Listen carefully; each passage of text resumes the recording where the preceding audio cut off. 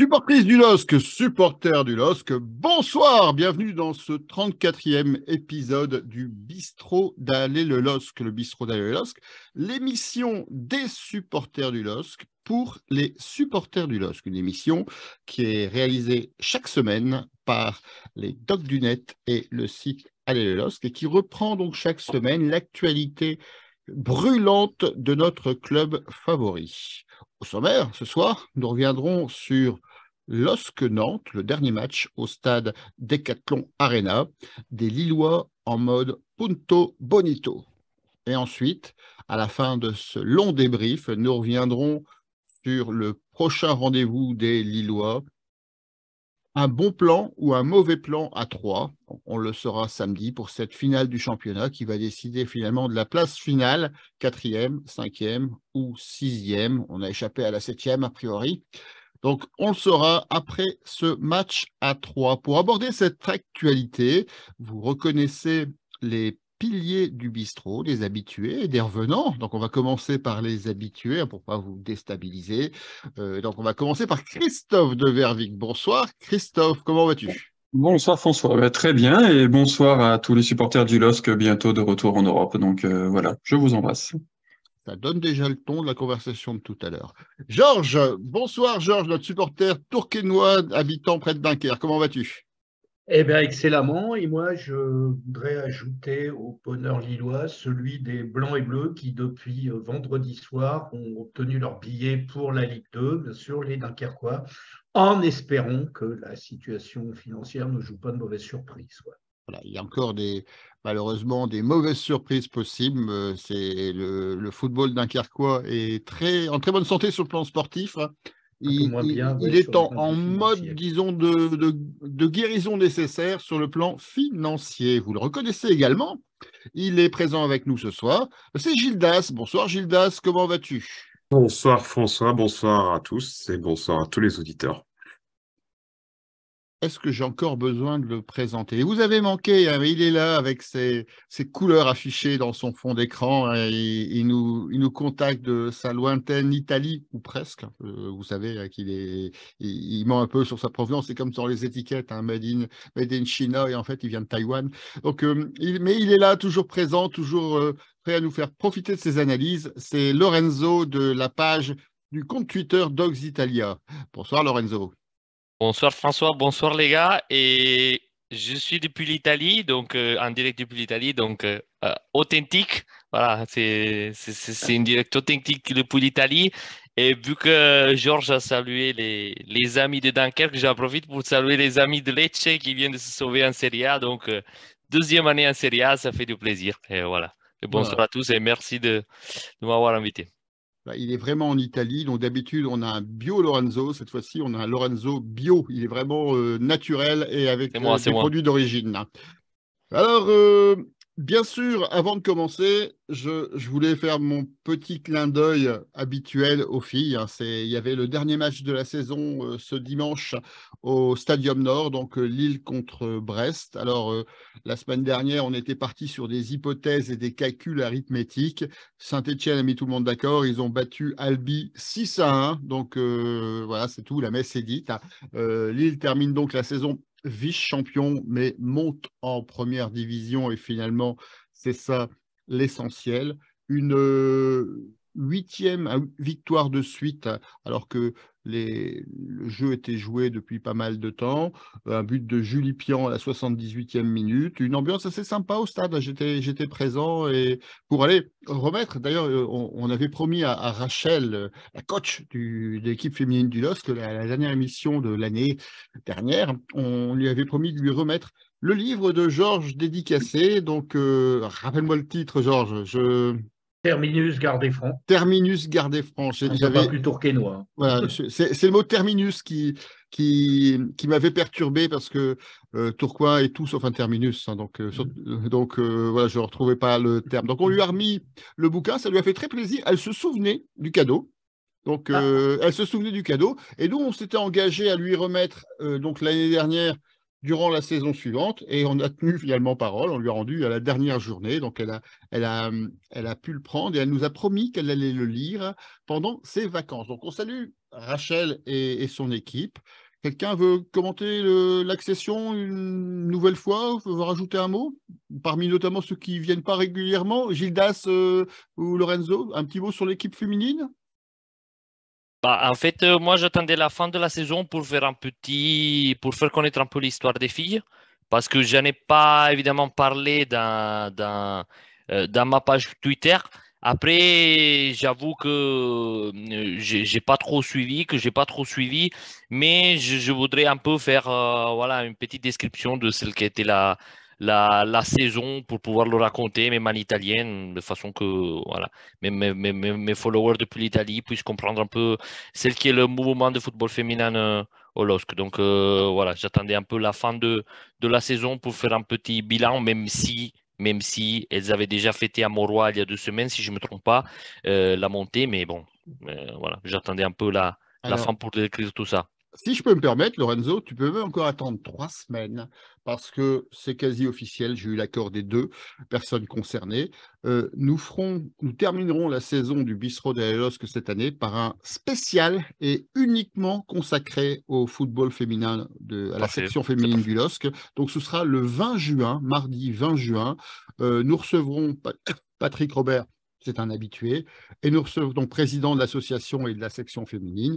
Et nous recevrons Rachel Saidi, donc en direct pendant 1 heure à 1 heure et demie. Et nous ferons le bilan de la saison, de cette saison qui a permis la montée du club. Et surtout, nous verrons quelles sont les perspectives en termes de budget, les droits télé, mais avec finalement des diffuseurs qui ne sont pas encore au rendez-vous. Quelles sont les perspectives en mercato, comment gérer finalement cette première division et cette opposition qui va monter en charge très très rapidement. Et notamment déjà, on voit passer, Patrick m'en avait parlé comme quoi c'était un projet, et Olivier Létang est revenu là-dessus là, ces derniers jours.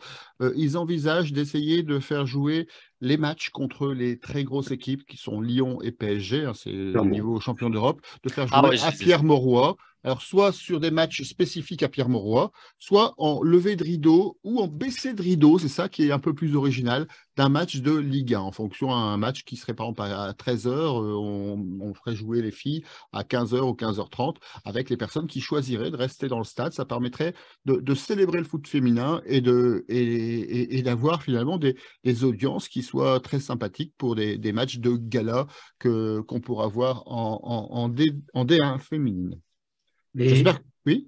ils ne seront pas dépendants quand même des droits télé, puisque maintenant, la bonne nouvelle, c'est que les féminines vont être Ah, diffusées. pour l'instant, il n'y a pas encore de diffuseur, mais après, il y a des contraintes. Il y a les droits télé, il faut l'accord de la fédération, il faut l'accord des diffuseurs aussi, comment dire, D'accord. du foot masculin. Il faut également que les calendriers soient organisés pour que ce soit possible. Donc, il y a plein d'éléments Mm. qui complexifient finalement le projet. Mais en tout cas, le projet est là, il est confirmé par Olivier Létang. C'est de Et on mettre en peut clairement le lumière saluer, hein, le c'est une foot belle initiative. féminin, voilà, et d'essayer de les faire jouer au Stade Pierre-Mauroy pour maximiser l'audience possible. J'avais promis que je n'allais pas faire une introduction trop longue. Elle est moins longue que celle de la semaine dernière, donc je vous en laisse le contrôle. J'ai oublié de dire que, bien sûr, vous avez la possibilité de réagir en commentaire de la page Facebook du Bistrot d'Aéolosque sur laquelle est diffusée en direct l'émission. Je vois que vous êtes déjà nombreux présents et nombreux à nous saluer. Donc, on vous salue tous. N'hésitez pas à nous faire part de vos commentaires. Alors, parmi les hello, salut, allez Dunkerque, j'ai un commentaire de live qui dit les talons italiens. Je ne sais pas si ça te concerne, Lorenzo. Je ne sais pas quelle est l'origine de cette remarque, mais en tout cas, respect. Merci, merci. Donc, voilà, donc réagissez. Comme d'habitude, on reprendra vos commentaires en direct pour étayer un peu notre discussion, nos échanges. Et n'hésitez pas donc à participer. Bah, je vous propose de commencer. Il est 20h48. Première partie de cette émission. Retour sur LOSC Nantes, des Lillois en mode Punto Bonito. Je vais vous donner les stats avant de vous faire à faire un premier tour de table sur votre sentiment général sur le match. Comme d'habitude, On fera ensuite les tops et les flops. Et ensuite, on reviendra sur les faits de jeu qui vous ont marqué finalement sur ce match Lille-Nantes. Alors, les statistiques, bon, le score 2-1 pour Lille, bien sûr. On a 9 tirs lillois contre 8 tirs nantais. Donc, les statistiques de tirs équilibrés. 2 tirs cadrés pour Lille, 3 tirs cadrés pour Nantes. Donc, en fait, les 2 tirs cadrés sont les pénaltys, si je traduis bien les statistiques. 66% de possession, on reprend notre titre, contre 34 pour les Nantais. 572 passes pour 238. On a 88% de précision de passe. Là aussi, on repasse au-dessus des 80% qu'on avait baissé un peu la fois dernière. 7 fautes à 12, 2 cartons jaunes à 4, 1 hors-jeu lillois contre 0 nantais et 5 corners à 3. Des statistiques qui sont un peu différentes finalement des fois précédentes. Est-ce que ça traduit votre sentiment sur ce match? Qui veut commencer? Lorenzo. Je pense que oui. Je pense aussi que je l'ai même remarqué sur Twitter. C'est le match un peu moins, on peut dire, voilà, si je traduis de l'italien, un peu moins flamboyant à Morois. Je ne sais pas si dire le pire match à Morois, mais un des pires matchs, ça c'est sûr et certain, parce que on n'a franchement jamais été clair dans notre jeu, chose que souvent est plutôt une caractéristique. On continue à manquer d'autres choses. Je pense que ça manque un peu de caractère quand en fait la situation est entre guillemets un peu plus compliquée, quand les matchs se font compliqués. Mais voilà, on s'en sort bien, on s'en sort avec ces 2 pénaltys et voilà, fallait juste gagner. On a eu de la chance, mais voilà. Mais je pense que franchement, cette fois-là, les statistiques, même si on a regagné la position, ça, il faut bien le dire, mais les statistiques sont là. Ça n'a pas été un gros match. Et peut-être même parce que Nantes a peut-être montré un visage différent par rapport aux dernières 2, 3 semaines. Ils ont quand même essayé de lutter pour continuer à être en Ligue 1. Donc, on a eu des difficultés même pour ça, je pense. Alors, Gildas, je ne vais pas résister plus longtemps au plaisir de donner la parole. Je sais que tu es souvent assez sévère avec les Lillois dans leur maîtrise du jeu. Le titre de cette première partie, c'est les Lillois en mode Punto Bonito. Ça veut dire qu'on n'était pas en mode Jugo Bonito. Donc, forcément, ça traduit déjà un parti pris. Qu'est-ce que tu as pensé de ce match?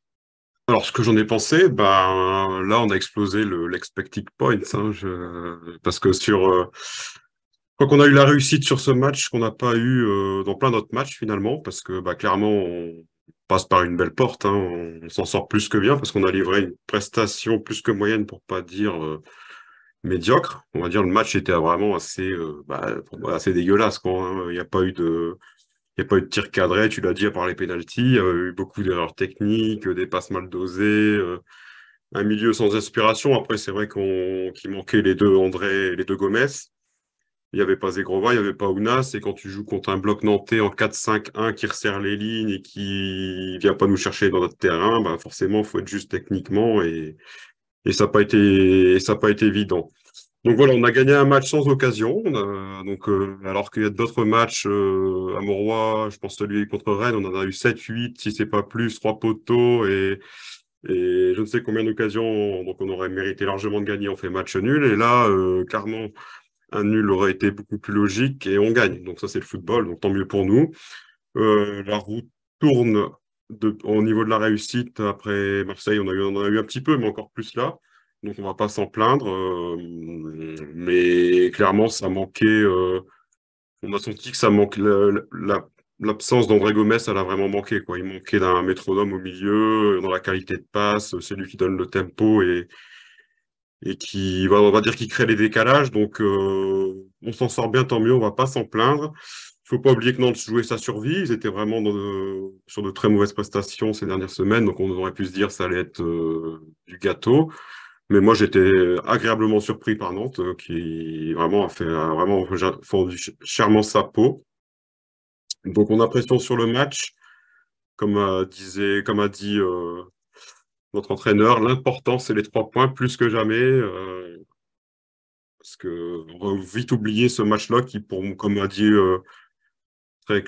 justement notre ami Lorenzo, pour moi, ça a été un des pires matchs à Mauroy. Et puis, ça fait 3 points, donc on va pas s'en plaindre. Ça compense un petit peu notre balance de matchs qu'on aurait dû fructifier en victoire. Et là, c'était le contraire. On fait fructifier un match qu'on aurait peut-être pas dû gagner, mais tant mieux. Maintenant, il faut finir le boulot. Alors, Fonseca qui dit l'important, c'est les 3 points, il remonte beaucoup dans mon estime. C'est quelque chose, c'est une phrase que ça fait presque un an que j'attends qu'il la prononce et effectivement, il aura fallu attendre la 37e journée pour qu'il le fasse. Christophe, est-ce que dès que tu auras remis ton micro, est-ce que tu peux nous faire part de ton analyse de ce match? Quel est ton sentiment? Mon analyse, elle est assez simple. J'ai entendu quelqu'un faire des commentaires sur plusieurs sites, un suiveur du LOSC bien connu, toi, qui mettait en évidence la jeunesse de notre défense centrale contre Marseille. Et là, je voudrais mettre en avant justement la vieillesse de notre axe central avec Fonte et la maladresse de notre défenseur central gauche. Je pense qu'on a sûrement, avec ces deux-là, une des plus mauvaises paires du championnat et c'est miraculeux d'accrocher pour l'instant la 4e place, malheureusement avec cette défense centrale. Donc, j'étais au stade pour la première fois depuis longtemps. Je n'avais pas vu un match au stade depuis notre déplacement à Reims. C'est effroyable cette défense centrale. On peut pas continuer comme ça. Alors j'avais la chance d'y être. J'espère que l'étang y était aussi. Visiblement, il y était. Et j'espère qu'il a bien suivi tout ça parce que c'est quand même pas possible. On a un attaquant plutôt latéral droit qui joue arrière gauche. On a un défenseur central droit qui joue arrière droit, Diakité. Et on a une défense centrale complètement à la ramasse, avec pas forcément aidé par nos deux milieux de terrain dits défensifs, mais avec le jeune joueur Baleba qui se projette tellement que André se retrouvait un petit peu seul au milieu pour couvrir tout ça. Et il peut pas tout faire, ce garçon. Donc, avec toute la bonne volonté, c'est juste impossible. Alors, je suis d'accord avec vous, hein. Sans doute un des pires matchs de la saison, mais celui-ci, on l'a gagné. Donc, on avait tous été optimistes. Moi, le premier, j'avais annoncé 3-0. Il y a effectivement eu 3 buts, mais c'était beaucoup plus serré. Mais quel déchet, quelle tristesse. Donc voilà. Voilà mon ressenti sur ce match. Alors, avant de passer la parole à Georges pour conclure ce tour de table, quelques commentaires sur les réseaux sociaux. Donc, on a Trifred qui nous dit on a rencontré une équipe qui a fait beaucoup de fautes et qui n'a pas été sanctionnée par l'arbitre à de nombreuses reprises. On se fait peur alors qu'on a plutôt la maîtrise. Dommage de faire des erreurs défensives aussi grosses. Vincenzo, le pire match, c'est Angers à domicile. Olivier, un des pires, heureusement que le public a fait mieux, on y reviendra certainement tout à l'heure. Fabien, on se met en difficulté tout seul avec l'aide d'Alexandro. C'est vrai, ça compense les points perdus bêtement pour Thierry. Olivier, j'ai dit la semaine dernière avec Marcel Vioux de ne pas aligner Alexandro, mais Fonseca ne nous a pas écoutés. Il nous écoute de temps en temps, mais pas tout le temps, il faut l'admettre, hein. Et Vincenzo, le LOSC, c'est le Père Noël de la saison. Nous avons fait énormément de buts à nos adversaires. Si qualification européenne il faudra rebâtir une nouvelle défense. Alors, oui et non, hein, parce que la défense, elle est là, hein. Il faudra peut-être simplement qu'on mette the right person, the right man at the right place, comme on dit. Bravo aux supporters nantais pour Vincenzo qui ont encouragé leur équipe jusqu'au bout. Fabien, mon premier match à domicile, je n'habite plus la région, déçu par le contenu mais satisfait par le résultat et l'ambiance au stade. Il est rentré... Olivier qui parle à Christophe, apparemment, je ne t'ai pas vu Christophe. Et Fabien qui répond, il est rentré sur la pelouse en fin de match, mais a été sorti par des stadiers. Donc je crois qu'on en reparlera tout à l'heure. Quelqu'un avait quelque chose à dire sur cette anecdote, sur ce fait de jeu important dans l'histoire de ce match. Et une équipe qui joue pour ne pas descendre, c'est les pires équipes à jouer en fin de saison pour Life. Voilà, donc les commentaires vont un peu dans le sens de ce qu'on a dit depuis tout à l'heure. Georges, est-ce que tu veux rajouter quelque chose ? Tout a été à peu près dit, hein. Je pense qu'on revient évidemment sur un match qui peut quasiment se résumer sur 5 faits de jeu, c'est-à-dire le but cadeau casquette qu'on leur offre, pas oublier les 2 arrêts très déterminants de Lucas Chevalier. Il fait 2 énormes arrêts, et puis les 2 pénaltys concédés suite à des fautes, enfin pour l'une en tout cas, complètement stupides, mais qui nous remettent clairement dans le match. Donc, j'ai eu l'impression d'assister à un non-match où à chaque fois, Il a fallu un cadeau de la défense adverse pour que chaque équipe puisse reverser dans le bon sens. Après, je fais le lien, je ne peux pas m'empêcher de penser qu'en général, dans le Money Time, en fin de saison, bah ouais, le Punto Bonito devient un petit peu la règle. Si on se souvient bien, ça date pas d'hier, mais je me souviens l'année du premier titre, en 2011, quand on se met à jouer les derniers matchs un peu plus friables, on passe au chaud 1-0 alors qu'on cartonnait tout le monde en 2011. L'année du titre, bah, c'est un nul contre Saint-Étienne à l'avant-dernière journée, on est extrêmement prudent. Et une victoire à Angers qui n'a rien de fabuleuse, mais qui est juste aussi. Donc on est un peu dans cette configuration de match justement, que j'imaginais mal cette équipe-là, parce que Gildas le disait, c'est une équipe qui joue extrêmement bien, mais qui a un manque certain de réalisme au cours de la saison. Et je me suis dit, le but cadeau risque de les tuer, quoi. Surtout qu'en plus, on parlait de la densité d'effectifs. Je pense qu'offensivement, au niveau de la marge de manœuvre de coaching, on avait Kounas comme choix. On n'avait plus rien d'autre. Les autres sont out, sont blessés. On n'avait plus d'autres solutions. Donc, Il y a quand même pire qu'un remplaçant, hein, franchement. oui, non, mais évidemment, mais il n'y a que lui. Et d'ailleurs, après le penalty, quand je le vois rester au sol, mais putain, ça sent. Enfin, j'espère qu'il va se relever parce que, on le connaît, quoi, écart de cuisse, suffisait que ce soit pas bon. Donc, oui, sur le match lui-même, une purge totale. On n'a rien vu, un non-match. 5 faits de jeu réels. Et ouais, comme Lorenzo, je pense que c'est le match le plus triste que j'ai vu cette année. Mais peut-être les 3 points les plus importants qu'on a pris parce que ça nous replace quand même dans une position, ce qu'on pourra peut-être appeler le groupe éto des losers, mais au moins qui est qualificatif pour une Coupe d'Europe, parce que finalement, on se retrouve dans un groupe avec des équipes qui nous ressemblent étrangement au niveau de leur perf de saison. Tout à fait.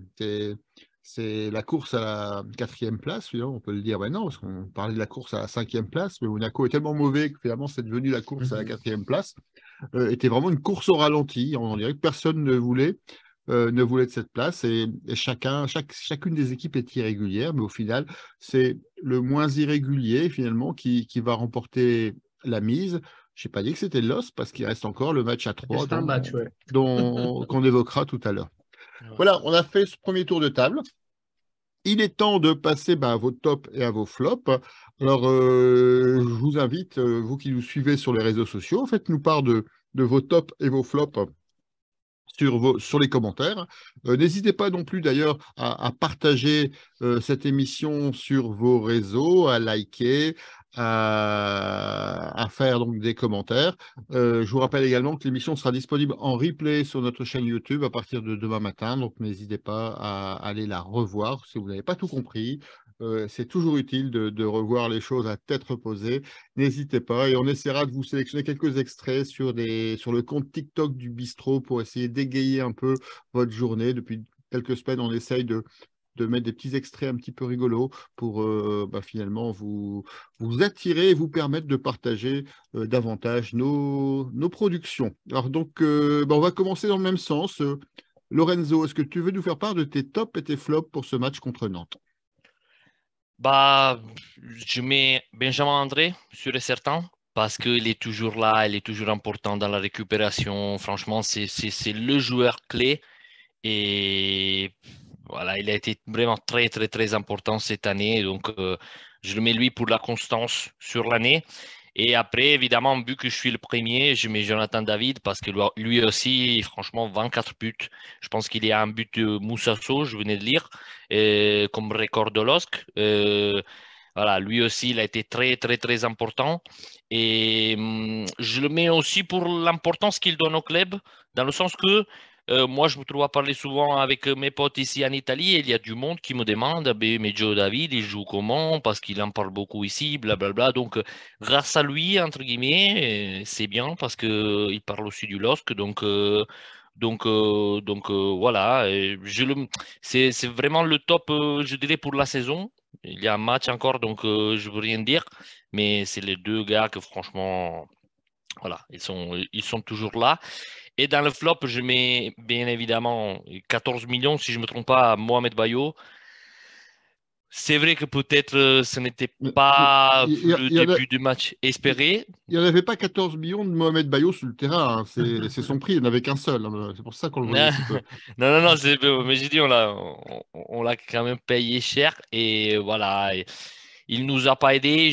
J'ai pas bien compris, franchement, Fonseca, il cherchait quoi? Parce qu'on savait que Nantes, il allait un peu surtout fermer la défense, essayer de ne prendre pas ce fameux but au début pour éviter de faire un match beaucoup plus compliqué que celui qui a été.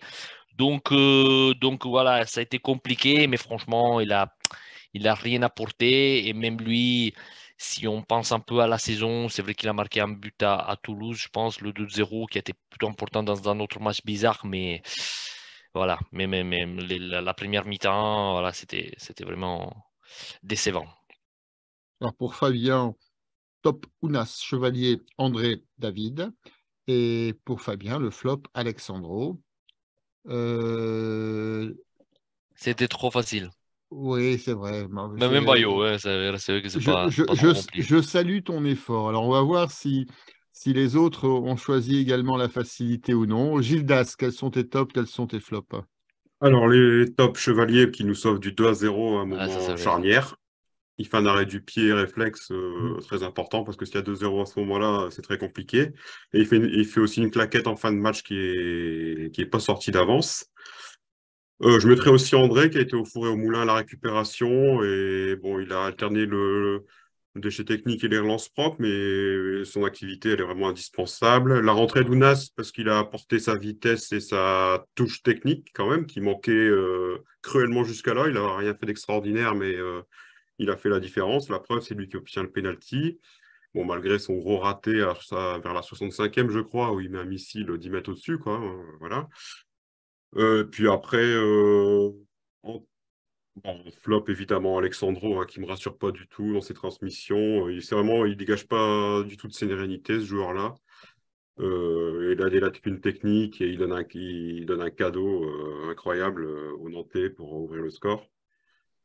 Mon Bayo, évidemment, hein, on va pas tirer sur une ambulance, mais c'est l'homme invisible. Hein. Non seulement c'est un attaquant un peu comme David, c'est-à-dire que les attaquants, vous vous souvenez par exemple des attaquants comme Boura qui pouvaient se créer une occasion de lui tout seul, mais les joueurs comme David ou comme Bayo, ils ont besoin de recevoir le ballon pour être dangereux. Mais lui, le problème, c'est que non seulement il est invisible, mais qu'en plus, il pèse pas sur les défenses, quoi. Hein. Il bouge pas énormément, donc il est complètement inutile. Et entre les deux, je mettrais quand même bas les bas parce que bon, il avait fait un match un peu contrasté. Bon, c'est un joueur on va dire, il est percutant, il est vif, il a un bon volume de jeu, mais on va dire il manque de vision de jeu et de subtilité technique, quoi. Parfois, je le trouve techniquement un petit peu pâteau, mais c'est un joueur qui apporte de la verticalité et puis qui est vif, qui est dynamique, qui est physique et qui apporte quelque chose. Donc, mais c'est un joueur, moi, je crois vraiment à ce joueur-là. Je pense que si on le garde et qu'on l'utilise bien, ça peut vraiment être un joueur très intéressant. Mais effectivement, ce qui a manqué dans ce match, ben, là, on voit toute l'importance d'André Gomes, quoi. C'est vraiment, c'était flagrant. Il manque vraiment ce joueur-là. Ben, il va falloir prier pour qu'on se le fasse répéter une deuxième fois parce qu'on a vraiment vu le résultat quand il n'est pas là, quoi. Donc, Ouais, en tout cas, pour cette saison, on ne verra plus. Donc, il faudra faire 100 pour le match de 3. Christophe, est-ce que tu veux nous faire part de ta sélection, tes tops, tes flops? On va retrouver pas mal de joueurs qui ont déjà été cités, mais je vais les refaire parce que voilà, Chevalier, notamment pour ce que vient de dire Gildas, le ballon du 2-0, extraordinaire. Donc voilà l'arrêt qu'il faut. Alors j'ai également mis Jo David, alors pas par simplicité, parce que je crois que pour son dernier match certainement chez nous là-bas dans notre stade, ce qu'il fait c'est pas simple hein, parce qu'il met un premier penalty, le deuxième qui est arrêté par le gardien mais qui est à retirer fort justement d'ailleurs. Hein. Je pense qu'il n'y a pas grand-chose à dire, mais merci aux arbitres de l'avoir signalé parce que c'est pas toujours le cas. Et puis de mettre comme ça le deuxième penalty, chapeau à lui parce que c'est pas simple avec une telle pression quand même. On joue quand même des places européennes contre une équipe qui essayait aussi de se sauver. Donc, pas facile, chapeau à lui. C'est 3 pénaltys au même endroit en plus. Hein. Tout à fait, oui. Et nous, on faisait des paris dans la tribune, là où j'étais, pour savoir s'il allait refaire la même ou pas. Et voilà, on s'était tous un peu trompés. On n'y croyait pas trop. À la troisième frappe, en tout cas, au même endroit. Et puis, je vais reciter également Baleba parce que, comme tu disais, Gildas, alors je vais pas parler de verticalité, mais la profondeur qu'il amène, les perforations qu'il peut faire, c'est le seul qui le fait sur ce match, mais qui le fait en général. On a toujours nos petits jeux comme ça sur les côtés, on cherche intérieur. Lui, il apporte justement cette pénétration, cette force de pénétration qu'on n'a plus. On en a eu un petit peu avec Onana à une époque. C'était vraiment léger. Mais là, c'est vraiment pas mal. J'espère qu'il aura l'occasion de jouer un petit peu plus l'année prochaine. Donc, et puis après, dans les flops, je l'ai déjà évoqué tout à l'heure, mais je mettrais pas Alessandro ou Fonte, mais je mettrais vraiment les deux. Je pense que il est temps pour les deux qu'il y ait une petite prise de conscience, qu'il y en ait un qui joue un petit peu moins. En même temps, il est titulaire en ce moment parce que, évidemment, je parle de l'ami de Viox, hein. Il est titulaire par défaut, mais vraiment, il est temps qu'il retourne sur le banc. Et puis Fonte, s'il veut vraiment rester au club, qu'il accepte de jouer un petit peu moins. À un moment donné, le banc va être un petit peu lourd, hein, pour lui. Et je suis pas sûr que ce soit une bonne solution pour le club. J'espère qu'en tout cas, il pourrait s'adapter. Justement, il y a un poste de numéro 3, on va dire, dans l'équipe. Je n'en suis pas certain, même à son âge, avec son expérience. Donc, s'il reste, je pense que ce sera plus par défaut de trouver autre chose. Donc, je suis pas sûr que ce soit une très bonne solution. Donc, voilà, en tout cas, pour mes flops, la charnière centrale. Je suis pas sûr que Fonte, il était convaincu de jouer beaucoup de matchs cette année. Je pense que c'était vraiment la nécessité, parce qu'on on n'a pas acheté de défenseur, même en janvier, on n'a rien fait sur la défense. Donc, je pense vraiment que je sais pas si c'était son. Bah, oui, c'est un mec qui veut être important encore, mais je suis pas sûr qu'il voulait faire tous les matchs comme ça. Et par rapport à ce que tu disais sur Baleba, je sais pas si vous êtes d'accord, mais moi, ça me rappelle un peu la sortie de balle qu'il y avait Amadou, même si Amadou jouait Oui. 30 mètres derrière. Lui, il jouait, en gros, la dernière année, il a joué défenseur central dans l'axe, dans les trois. Mais j'ai l'impression que c'était un peu, c'est ça le dynamisme, le fait qu'il prend le ballon et qu'il regarde devant et qu'il avance comme ça. Tu as raison, j'ai cité Onana, je me suis trompé. C'était évidemment. J'ai encore oublié son nom. Voilà, c'est celui Amadou, qui. Amadou, dis-le Voilà, Amadou. tout à fait. Ouais. Je suis d'accord Alors, avec pour information, pour rappel, dans l'équipe type de la semaine publiée par le meilleur quotidien sportif français, La Voix du Nord. sportif. La Voix des Il y a deux Lillois, il y a Jonathan David et Carlos Baleba. Ils sont les deux représentants lillois dans cette équipe. Georges, est-ce que tu veux rajouter quelque chose avant qu'on donne la parole aux internautes? Mes flops. Alors, Christophe, oui, je rejoins la charnière à une nuance près entre Alessandro et Fonte. C'est que je pense que, d'une part, les deux ensemble, c'est juste pas possible. Hein, c'est un mélange de lenteur et qui fait que, on l'a vu à chaque fois qu'ils ont joué à deux, ça a été extrêmement inquiétant. Mais autant, je pense que Fonte, s'il y a un joueur qui vient en complément, un joueur plus véloce, plus rapide, c'est quelqu'un qui peut apporter quelque chose. Par contre, j'y crois plus du tout pour Alessandro, qui est réellement, d'abord, qui est très lent, qui est extrêmement pâteau. Alors là, c'est marrant parce que vraiment, à 2 mètres, à 2 mètres du terrain, j'avais la chance d'être très bas. On s'aperçoit que tous ces contrôles, il y avait un contraste entre le contrôle du Nas qui colle à la godasse et celui d'Alessandro qui tient plus des fois de la promotion d'honneur.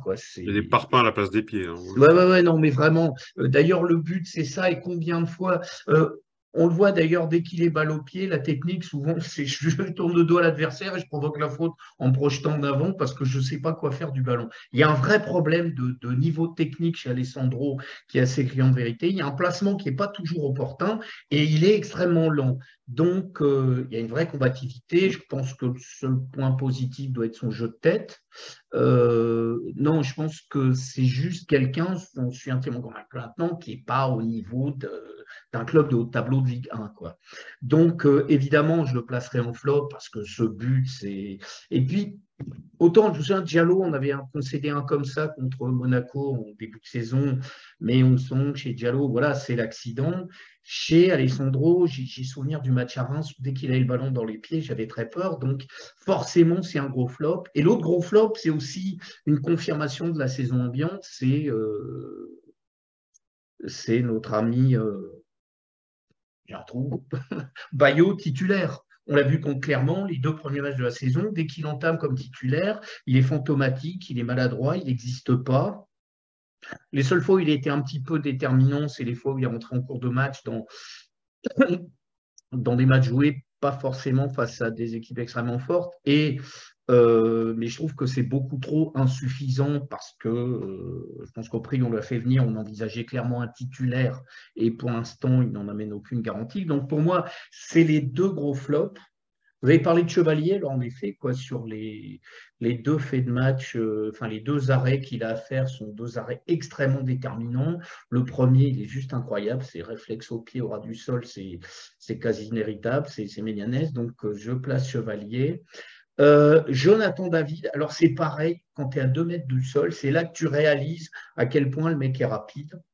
On en a parlé aussi pour les pénaltys, où en effet, partie de poker menteur avec Alban Lafont a juste été impressionnante. Le ballon au même endroit à chaque fois, ça a vraiment été un ensemble de pénaltys qui ressemblait à une partie de poker. Et aussi, pas oublier, la seule situation, je ne parle pas d'occasion, mais la seule situation qu'il amène sur un enchaînement technique prodigieux, la passe à Ounas, que Ounas met au-dessus du… c'était flamboyant ce qu'il a fait là. Enfin, ça révèle un peu toute la classe de ce garçon. Donc, évidemment, on le place. Et puis, quand même, le dernier top, c'est notre ami le striker, qui a eu le sens du sacrifice quand même.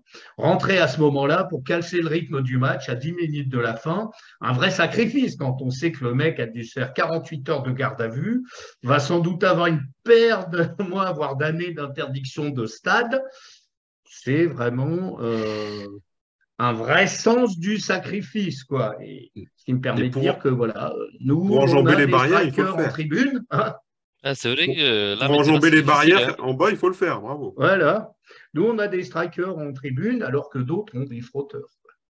Oui, alors si tu veux faire peut-être référence à la polémique sur Twitter, alors c'est l'occasion peut-être de rajouter, avant de passer à cette polémique, moi je voudrais rajouter un coup de cœur. C'est pour le public lillois. Le public lillois qui était Franchement, extraordinaire. photos, moi, j'étais pas là, mais c'était un truc de fou, franchement. Merci. Un tifo magnifique qui a pris 2 jours de travail. Moi, je sais que je suis avec les WhatsApp des responsables de section et il y a eu un gros investissement de toutes les sections de supporters sur le sujet. Cet investissement des supporters, cette ambiance qu'ils ont mis au stade, on va la retrouver la semaine prochaine. Il y a près de 3000 Lillois qui vont faire le déplacement à Troyes. C'est excessivement énorme. Donc, 3000 supporters à Troyes, on va jouer le match à domicile quasiment.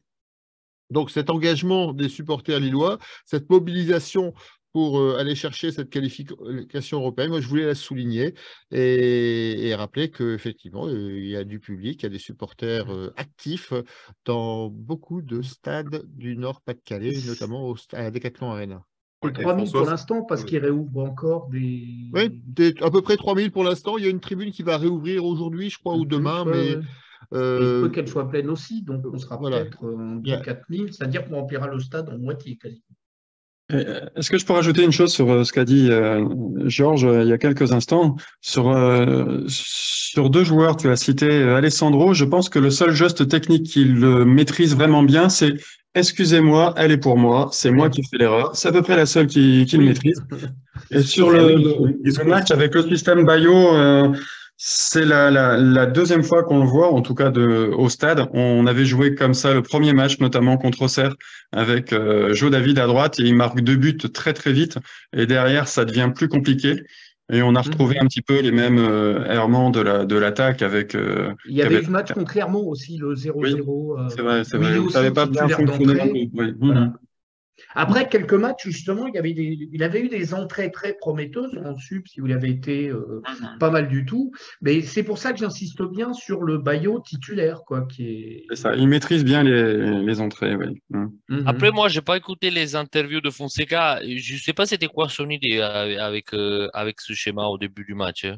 Franchement, parce que même David, il a été super toute la saison en jouant comme ça, numéro 9. Et donc, ça, j'ai pas compris parce que j'ai vu que même Ouais. s'il bougeait beaucoup, Je crois il n'avait pas ses repères parce que c'était pas sa position non plus. Donc, Je franchement, crois moi, il voulait gérer le temps de jeu d'Ounas, à mon avis, qui n'avait Ouais. pas un match dans les jambes. Et la seule solution avec les cartes qu'il a en ce moment pour gérer une première mi-temps sans Ounas, c'était de décaler David sur le côté et de faire jouer Bayo attaquant central. Parce que si Ounas se pète, là, ça devenait très compliqué, en fait. Et puis, il n'a pas 1 heure et demie dans les jambes, donc il préférait le Ouais. garder pour la fin de match pour finalement débloquer la situation, alors que les défenseurs nantais étaient censés être plus fatigués. C'est ce qui s'est passé finalement avec le penalty. Et Alors je qu'il voulais, est- en aparté, quand même, à Nantes, relever un top et un flop aussi. Top, moi, j'ai beaucoup aimé leur Samuel Moutoussamy. Je crois que c'est le capitaine, qui était vraiment étincelant. Et pour le coup, un qui avait été déterminant contre nous au match aller et que là, pour le coup, j'ai trouvé pas bon du tout, c'est Alban Lafont, quoi, parce que le deuxième penalty, c'est la faute qu'il fait, elle est énorme, après, quoi. s'il ne parle pas avant, je pense qu'il va pas, il peut pas le rattraper, ce penalty. Ouais, Ah non, non, non, mais je parle de la faute qu'il fait sur le corner, quoi. Ah ouais, bon. Mais ça, Non, non, il comment fait il trop de provoque le fois. penalty. Il rate 2 grosses sorties. Hein? Il rate 2 grosses sorties, je crois. Ouais, ouais, ouais, mais je crois que sur tout son match, il n'est pas serein. Ça contraint, si vous vous souvenez du match aller qu'il avait fait, où là, pour le coup, le point, il est pour lui. Là, peut-être que justement, c'est lui qui paume le point qu'il avait gagné au match aller, quoi. Alors, Georges, avant de lire les tops et les flops des supporters internautes, tu as attiré notre attention avec une polémique sur Twitter. Tu parlais de frotteurs. Tu peux nous en dire un peu plus? Alors, je suis tombé sur un tweet de notre ami Rémi, l'excellent arbitre, vous savez, qui avait été malheureusement victime de la connerie de certains de nos supporters lors du derby des chaises volantes. Qu'on peut supposer quelqu'un de crédible. Bien sûr, bien sûr. Alors, qui s'en référait plus à des témoignages faits autour de lui de personnes qui aujourd'hui ont peur d'aller à Bollaert. Il y a beaucoup, en fait, il y a beaucoup de tweets de supporters lensois et de supportrices lensoises qui convergent finalement dans un sentiment d'insécurité qu'il y aurait dans les tribunes de Bollaert, si je résume. Voilà. Donc, eux font le lien avec justement le retour de l'alcool à Bollaert. Julien, si tu nous écoutes. Non, mais plus sérieusement, donc, il se serait déroulé pas mal de choses, notamment certains frotteurs qui traînent dans la tribune une fois un peu éméchés, donc dès qu'une jeune femme est un peu seule, et puis quelques échauffourées qui ont éclaté, eu égard en présence de personnes éméchées, quoi. Donc voilà, c'était un petit clin d'œil à notre ami Rémi, qui, oui, comme tu le dis, en plus est toujours quelqu'un d'extrêmement objectif et de... Voilà. Alors, je rebondis sur un commentaire que j'ai gardé pour l'occasion. C'était, je vais le retrouver, hein, je meuble un peu, mais je vais le retrouver. C'est Fabien qui nous dit « Coup de gueule, la VDN édition Tourcoing-Roubaix m'ont saoulé avec leurs 7 pages sur les clowns artésiens versus 2 pages sur le LOSC. Peut-être que la Voix du Nord va prendre possession de cette information et va développer, je ne sais pas. En tout cas, il paraîtrait qu'il y a déjà une information qui serait quasi officielle, c'est que l'année prochaine, le chant officiel des supporters ne serait plus les corons de Pierre Bachelet, mais Papa chanteur de Jean-Luc Lahaye. Ce serait une info qui doit encore être confirmée, hein, mais j'invite France 2 à faire un reportage en caméra cachée dans la baraque, quoi. Oui, ils savent le faire. Donc, ils peuvent très bien, le pourquoi faire. pas, le faire dans la marque. À leur risque et péril, hein, parce qu'il ne faudrait pas qu'ils soient agressés sexuellement pour faire avancer le grand journalisme à la française. J'ajouterais rien à voir avec Nice. Hein. C'est-à-dire Ben, ce qui s'était passé à Nice pendant Nice Losc. Ouais, le Rien à temps voir, de- hein. Ouais. Rien à Ah oui, voir. oui, c'est vrai, j'avais oublié, mais là, en l'occurrence, les deux personnes concernées étaient consentantes. Pourtant, je suis sûr Voilà, que c'est ça. Et c'est une grande différence. On fait référence à ce que moi-même j'ai eu du Oui, mal à remettre dans le contexte, à effectivement une scène de oui. film pornographique qui avait été tournée par un site au stade de Nice pendant le match Nice-Lille, où s'étaient regroupés d'ailleurs la plupart de l'équipe du bistrot présente ce soir. Alors je rajoute, on n'a absolument aucun rôle, Rien à aucune voir. responsabilité là-dedans. On n'a rien à voir. On l'a pris bien après que ça soit passé. Donc voilà, en tout cas, des matchs animés chez les supporters, que ce soit à Lille, à Nice ou à Lens, hein.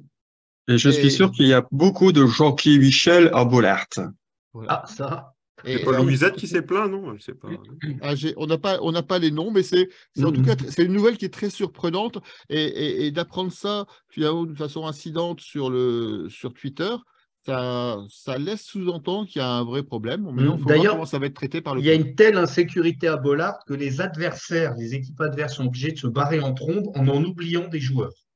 C'est vrai. Ah, c'est aussi. Ah ouais, Voilà. Moi, j'avais cru. Ajaccio. C'était le joueur d'Ajaccio qui était oublié par le bus ajaccien. Et moi, j'avais conclu que le mercato lensois avait commencé. Ils avaient déjà récupéré un joueur d'Ajaccio gratuitement. Donc, c'était. En dit long sur la valeur marchande du joueur, hein. Il y a une autre chose qui en dit long, c'est que finalement, dans tous les clubs, on a des soucis avec ces tribunes dites actives ou en tout cas populaires, et que finalement, il y a plus qu'un seul club de protégé de tout ça, de toute cette bêtise, c'est quand même l'AS Monaco, il faut le souligner, où là-bas, il ne s'est jamais rien passé en tribune active. Non, Donc, voilà. c'est pas prouvé. Parce que si ça se trouve, il y a une omerta encore plus importante que dans les autres clubs français, hein. C'est le prince Albert, paraît-il, tient finalement son public avec une main de fer. Et le premier qui parle, il va passer 25 ans au goulag. Bon, certes, le goulag, c'est le casino de Monaco. Mais bon, quand même, c'est Il y a une pire. privation des libertés. Il y a pire. Alors, on a un petit peu dévié du sujet. Ouais. Est-ce que, Oui, François, oui, on n'a pas parlé de Cabella, je ne sais pas ce que vous avez pensé de son match. Moi, je l'ai trouvé. merci de nous recadrer, Gildas. Parce que ça m'a fait penser à ça, parce que vous parlez de Rémi tout à l'heure. Donc, ça me fait penser à Ouais. Rémi Cabella. On n'a pas parlé de lui, donc je ne sais pas ce que vous avez pensé de son match. Alors, quelle est la question posée par Rémi, qui prend ma place par Gildas, qui prend ma place quelques instants. Non, mais on ne l'a pas Que- cité, donc c'est pour ça. que- Je sais pas. On a eu beaucoup de mal à le trouver de toute façon, donc il n'y a quasiment pas eu de jeu intérieur. On n'a pas réussi à trouver de toute façon de soutien derrière notre attaquant. Et je pense que le manque de complémentarité avec Bayo est flagrant sur ce match avec Rémi Cabella. Et à la limite, sa meilleure action, c'est celle où il est filmé au bord de touche à la fin du match. C'est voilà où il saute dans les bras de Fonte, enfin pas de Fonte, de Fonseca. On a vraiment eu beaucoup de mal, comme sur le dernier match, on ne le trouvait pas non plus, et un positionnement un petit peu compliqué pour lui. On l'a pas cité parce qu'il a fait un match quelconque finalement, quoi. Voilà, exactement. Mhm. Bien il- qu'on Bah, puisse finalement, à l'image du match lui-même, Mm. c'est peut-être ces joueurs clés habituels qui n'ont pas été hyper répondants. C'est pas un flop non plus, mais je pense qu'il ouais, il a été à l'image du match. Je crois qu'il est dans la moyenne, quoi, ni top ni flop. Mais on était tellement habitué de le voir influer sur le jeu. Là, c'est sans doute le match où il a été le moins influent, je pense, depuis très longtemps. Parce que même contre Marseille, où il y a en passage à vide, en fin de match, on le retrouve quand même. Là, ouais, ouais, comme tu dis, quoi, la fin de match où il saute du banc. C'est Moi, plaisant je de pense demeurant que parce qu'on sent que c'est un joueur qui est bien dans ce club, quoi. est investi moi, dans le club et dans la vie du groupe. C'est ça aussi qui est important. ça, c'est bien. Moi, je trouve que c'est bien aussi le fait d'avoir renouvelé son contrat. Bon, je trouve que techniquement, on va pas discuter le joueur. Il est facile. Mais après, je trouve que le petit truc qui lui a manqué peut-être pendant sa carrière, c'est vraiment le fait d'être important dans les moments un peu plus chauds, entre guillemets. Parce que si on pense un peu sur match à Nice où il rate beaucoup de buts et c'était peut-être un match qu'on pouvait gagner. Si on pense à Reims, c'est qu'il rate. J'ai l'impression que c'est un peu un joueur que s'il y a un schéma et une animation de jeu comme celle qu'on a avec Fonseca, il est très bon. Mais s'il faut prendre le ballon et dire OK, bah, c'est à moi, je ne sais pas, je trouve quelque chose en plus chez Ounas que peut-être je peux parce qu'il est toujours blessé, mais dès qu'il est là, tu vois qu'il peut vraiment décider un match à lui tout seul. Par contre, Cabella, je pense que c'est un peu ça le problème. Mais dans un moment même du club où peut-être on ne va pas trop être dans le mercato, dépenser je ne sais pas quoi, c'est bien d'avoir récupéré un joueur comme ça, que c'était déjà une valeur du football français. Donc, c'est bien, mais peut-être dans les matchs où il faut quelque chose en plus, des fois, on ne le trouve pas. Alors, je vais vous lire, on a beaucoup de commentaires, je vais vous faire les tops et les flops de tout le monde. Thierry, top Chevalier, le sang-froid de David. Flop Bayo, Alessandro. Vincenzo, top Diakité, on ne l'a pas cité encore. Et flop Alexandro. Flop pour Trifred, la compo de Fonseca avec cette défense centrale. On revient sur le sujet de tout à l'heure. En top Chevalier, David pour son sang-froid, un péno arrêté. Benjamin André. Olivier Chevalier a sorti l'arrêt, car si on prend le deuxième, on ne serait pas revenu. Chevalier, Ounas, Bamba, Flop, Alexandro. On n'avait pas cité non plus Bamba. Non. Top pour Life, le Tifo, André, Chevalier, Ounas, Lavar. Flop, Alexandro, le capot des DVE qui fait chanter pendant 15 minutes le même chant à la gloire du groupe au lieu de chanter pour le club. Donc, visiblement, l'ambiance n'a pas plu à tout le monde. Mais c'est l'endroit pour le dire. Ce n'est pas un cadeau pour Bayo de le titulariser face à une équipe qui a mis le bus. Après, d'un autre côté, il y a quand même beaucoup d'équipes qui mettent le bus dans le championnat de Ligue 1. C'est pire que ça s'appelle plus Transpol maintenant, mais ça s'appelle, je ne sais pas comment ça s'appelle, la régie de bus lilloise. Et puis, je trouve qu'il y a quand même des équipes qui ont bien plus blindé que Nantes. Oui, tout à fait. Après, c'est vrai que le but nantais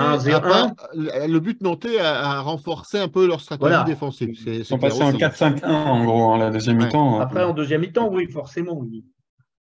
Alors, David tire toujours à la gauche. Justement, c'est en première mi-temps que joue Bayo.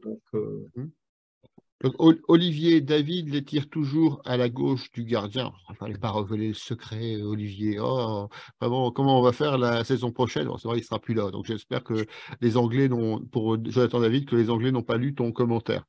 Fabien, des tweets qui convergent, excellent jeu de mots. Alors, effectivement, alors c'est un petit message personnel à Julien Le Gone, chez qui j'étais hier soir dans son podcast. Celle-là, je ne l'ai pas fait exprès. Live, pour les frotteurs, quand ta mère c'est ta sœur, c'est normal. Oui, ça fait rire beaucoup de monde. Hein, donc, après, il y a une redite. Hein, au lieu de se frotter aux Lillois, ils se frottent sur leur sœur pour Olivier. Nathalie, qui apporte sa touche féminine dans les commentaires. Après, le retour de l'alcool dans les stades ramènera certains problèmes. Et puis, elle nous précise que c'est Ilévia, la compagnie de bus à Lille. Donc, effectivement, vous voyez mon inculture. Pourtant, je les prends régulièrement pour aller au stade, notamment. Alors, quand il n'a pas son chauffeur. Quand je n'ai pas mon chauffeur, effectivement. Voilà, donc des commentaires qui convergent. Je le redis, hein, j'ai toujours du mal à utiliser ce nom. Petit aparté sur le retour de l'alcool dans les stades. À 7 € la bud, ça va être compliqué de se biturer. Ouais, puis l'alcool n'était jamais très loin. Hein. Il était même présent avant à l'entrée du stade. Les gens n'ont pas besoin de se biturer d'alcool dans le stade pour se biturer. Hein. Voilà. Puis c'est pas l'alcool dans le stade qui est dangereux, c'est l'alcool dans le supporter. C'est vrai, c'est pas faux. Lorenzo, est-ce que tu veux rajouter quelque chose? Juste une petite info, mais vous le savez, ça c'est sûr. Il y avait mon compatriote au stade, hein. Donc il faisait quoi? Absolument, Barnaba qui était présent. Je voulais le dire tout à l'heure quand on parlait de la défense centrale et on disait j'espère qu'Olivier Létang était au stade et qu'il a vu effectivement les déficiences de la défense centrale. L'important c'est que Barnaba l'a vu, hein, franchement. Voilà. Barnaba était présent et j'imagine qu'il l'a vu également. Il était il était pas très loin de Fonseca. J'ai vu une photo de lui avec Fonseca. Je ne sais pas si c'était pris pendant le match ou à l'avant-match ou la soirée. Mais en tout cas, il était bien là une nouvelle fois. Ça prouve son investissement auprès du club. J'espère que pour l'année prochaine, il nous fera un barbatruc intéressant. Écoute, je crois qu'on Mais il y a moyen qu'il devienne lui le président? Non, c'est impossible. Je ne sais pas. Je ne sais pas, je vais perdre le fil. Ça dépend, tu sais, avec un barbatruc, il peut tout faire. Il n'y en a rien à foutre. Hein. Barbatruc, hop, président, c'est comme ça. Moi, je n'ai pas de sujet avec ça. Alors, on verra, on aura certainement un mercato animé dans les coulisses, dans l'équipe première.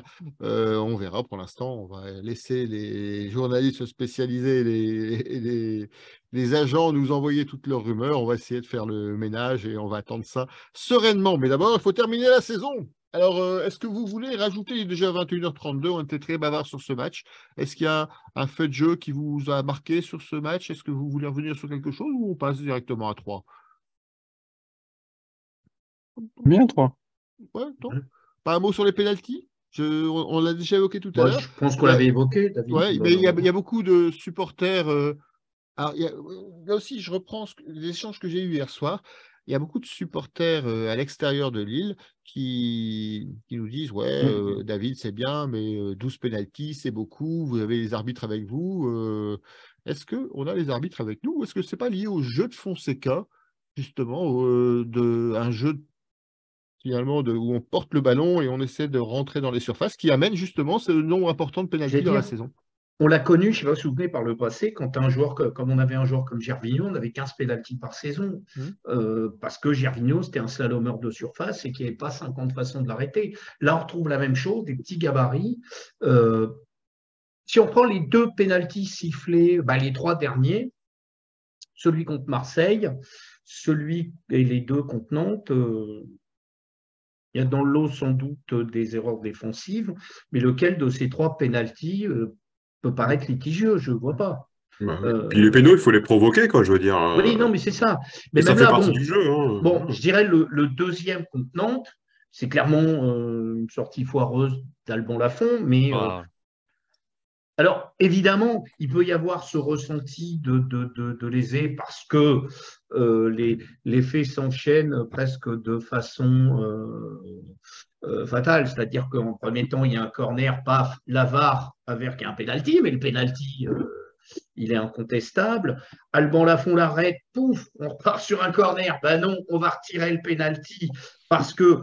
Et alors là, clairement, autant des fois, ça méritait de voir des pénaltys retirés parce qu'à une fraction de seconde, le gardien avait bougé vraiment. Ça se calculait au millimètre, au centième de seconde. Là, Alban Lafont, il est 2 mètres devant sa ligne, quoi. C'est clairement. Donc, le fait qu'il soit retiré n'a rien de scandaleux. C'est la règle, tout simplement. Je comprends la frustration, notamment des joueurs nantais à chaud, parce qu'on a l'impression que le sort s'acharne.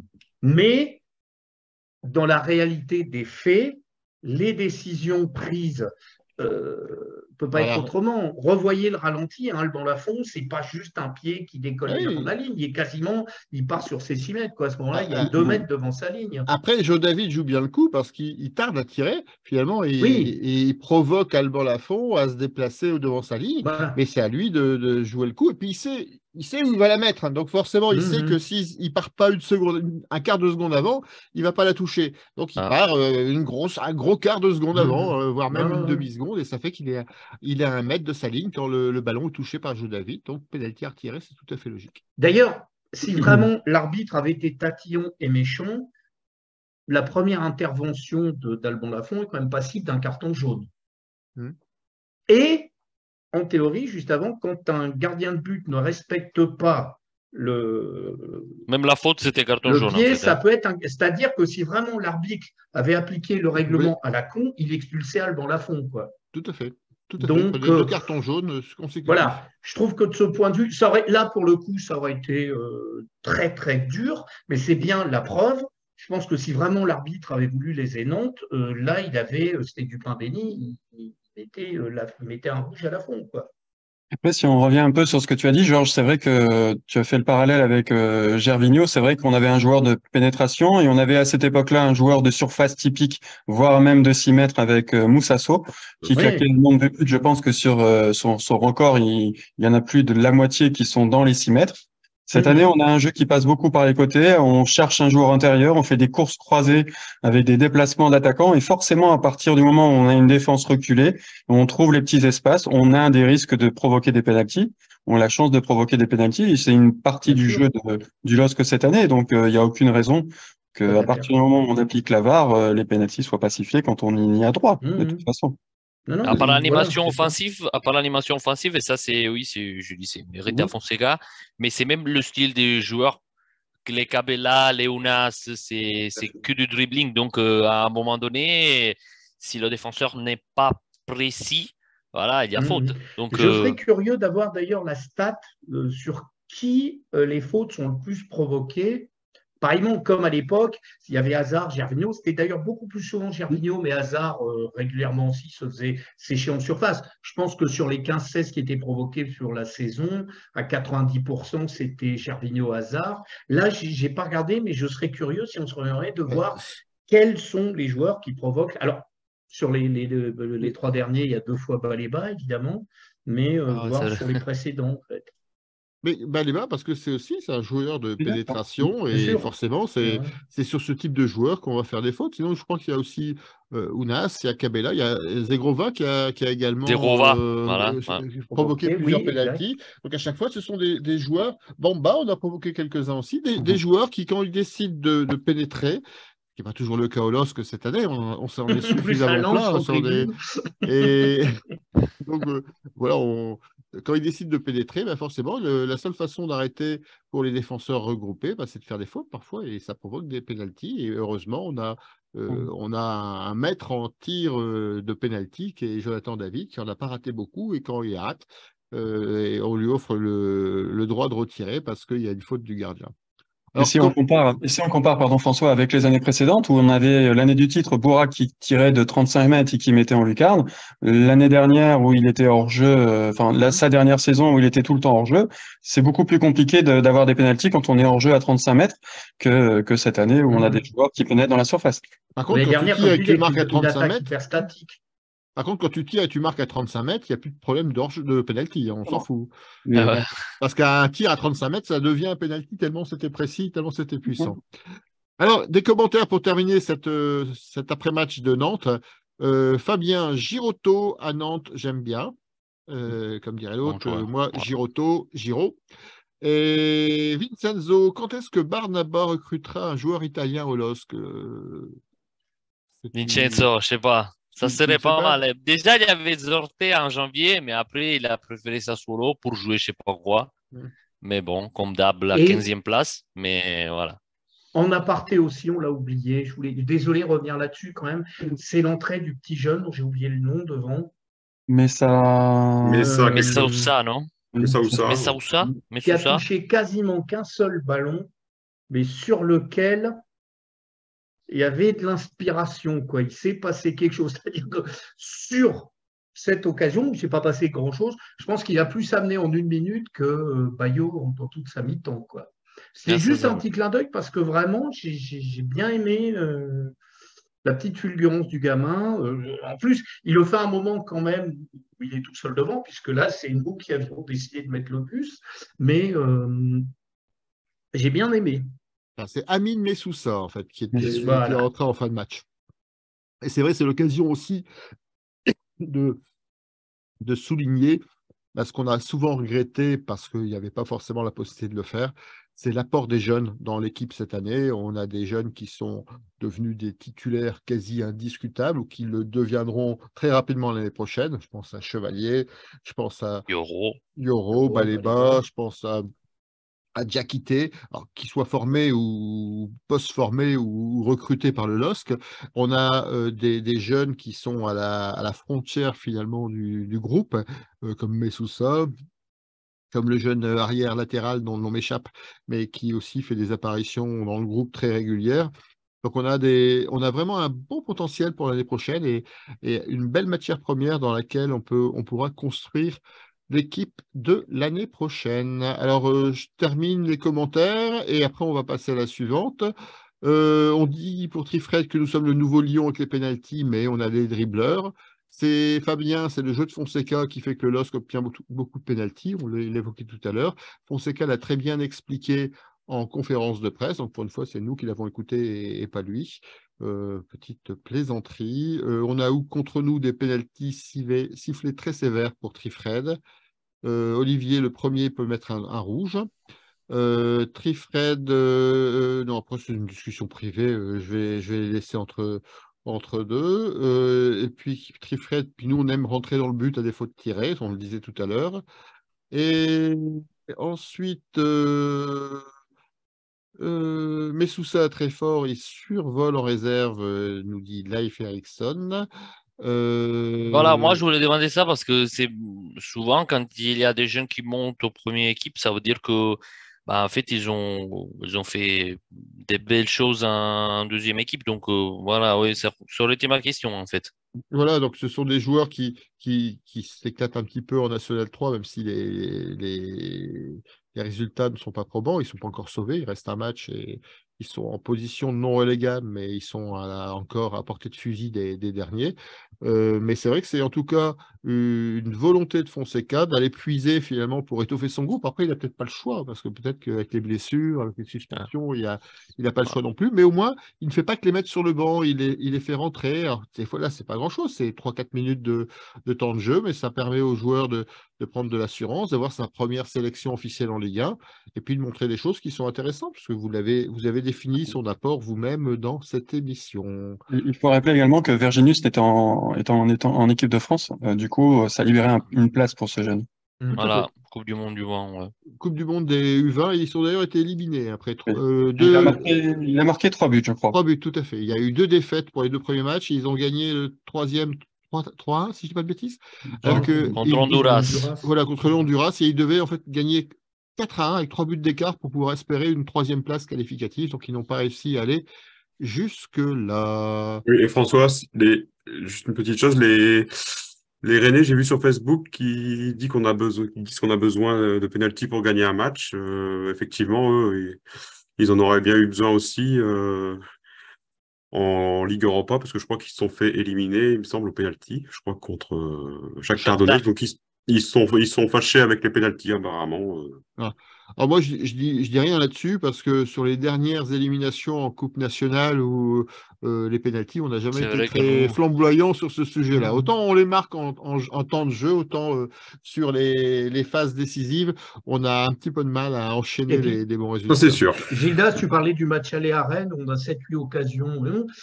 Comment ils égalisent contre nous, quoi. Bah oui, pénalty Bon, du Lensois, là, je sais plus comment ils ouais, s'appellent. Bourigeau. Bourigeaud. C'est Bourrico. Un match où où on aurait pu les exploser 4 ou 5-1 si on était un peu plus adroit, quoi. Je ne me souviens plus si le penalty est vraiment, mais il me semble que oui. Ben, vous avez lancé un débat sur les réseaux sociaux, hein, sur Messoussa, qui est très fort pour Life. Je ne sais pas si c'est vraiment pour ses performances, vu nos nombreux absents pour Trifred. Et Rémi survole, c'est un grand mot, seulement, entre guillemets, 9 buts en 22 matchs. Voilà, le débat est lancé, mais on va lui donner le bénéfice de la confiance. Et on est très content de voir des nouvelles têtes arriver dans ce groupe lillois qui, on l'espère, sera européen, et vous admirerez ma transition. Pour être européen, il reste une étape, le déplacement à 3. Alors, la semaine prochaine, un bon ou un mauvais plan à 3? C'est la question que je vous pose ce soir. Je ne reviens pas sur le classement de 3, ils sont relégables, ils n'ont plus rien à jouer. Ils viennent de perdre à Angers. Il faut vraiment être mauvais pour perdre à Angers, hein. Je ne sais pas qui peut encore perdre à Angers à cette saison en championnat. Et donc, qu'est-ce que vous attendez de ce match? Bien évidemment, une qualification, mais est-ce que vous le craignez ou est-ce que vous êtes très confiant? Ce sera ma question de cette deuxième partie de l'émission. Qui veut commencer? Bon, on garde le même ordre. Allez, Lorenzo, comment tu sens ce match? Franchement, j'ai trop peur. Parce qu'on a gagné les 2 matchs qu'on a joués en Coupe de France et en Ligue 1. Trop facile. C'était vraiment trop facile. En plus, Lille 3, c'était le match que j'ai regardé cette année à Mauroy. Toi, Crico, toi, tu t'en rappellerais aussi. Et donc, je ne sais pas parce que nous, dès que c'était évident, on a eu des problèmes. À Angers, c'était évident, on a perdu. À Reims, on n'avait plus rien à jouer, mais c'était une équipe que cette année a quand même fait une belle saison. On a eu des problèmes. Donc, ça semble tellement simple que moi, j'ai peur que c'est vrai qu'il y a qu'un match, c'est difficile vraiment rater l'attitude sur un match comme ça, mais c'est des matchs vraiment tellement bizarres. On a vu Dortmund, le championnat s'était gagné, voilà ce qu'ils ont fait. Donc, j'ai vraiment trop peur qu'on puisse rater ce match, vraiment. Alors, il y avait d'ailleurs il y a une dizaine de jours un internaute sur le forum d'Allelos, hein, je vous invite d'ailleurs à vous y rendre régulièrement, qui nous disait qui avait une inspiration. Il nous disait on va se retrouver 4e à l'avant-dernière journée et on va perdre à 3 et on terminera 6e. Je ne sais pas s'il a raison, mais c'est un scénario que tu évoques et qui peut effectivement nous faire craindre le pire, mais nous faire envisager aussi le meilleur. Gildas, habituellement, tu n'es pas très optimiste sur les résultats du J'ai vu LOSC. me regarder qu'on va dire ouais, j'ai pensé la même chose. Ah bah, moi, comme Lorenzo, j'ai très, très, très peur de ce match-là. Je vous le dis parce que historiquement, tous les supporters du LOSC le savent, on se plante très souvent contre des équipes en difficulté ou sur une mauvaise dynamique. Troyes n'a gagné aucun match sur la phase retour. Je crois avoir lu ça. Contre Angers, c'était pas une équipe morte, c'était une équipe qui était en décomposition avancée, quoi. Il y avait plus qu'à, je sais pas, il y avait plus qu'à nettoyer, il y avait plus rien du tout. On a réussi à perdre. On perd à Reims, on ne gagne pas non plus à Auxerre. Donc, bon, voilà. Moi, j'ai très peur de ce match-là. Mais on a les cartes en main. On avait aussi le match du titre à Angers avec une pression qui était beaucoup plus importante lors de ce match donc du titre. Donc, bah, on va voir. Mais moi, ce match-là, je ne sais pas si vous vous souvenez, il y a quelques années, il y a longtemps, il y a eu un 3 Lens et Lens jouait sa qualification en Ligue des Champions contre 3 qui n'avaient plus rien à jouer non plus. Je crois qu'ils n'étaient pas relégables, mais ils étaient mal classés. Si, ils étaient condamnés, ils étaient derniers. Ils ont perdu 3-0. 3-0. Avec une Voilà. expulsion de Ramos. Oui. Donc, expulsion. Enfin, moi, je me souviens très bien de ce match-là. Donc, Un public qui s'est merveilleusement distingué. Ouais.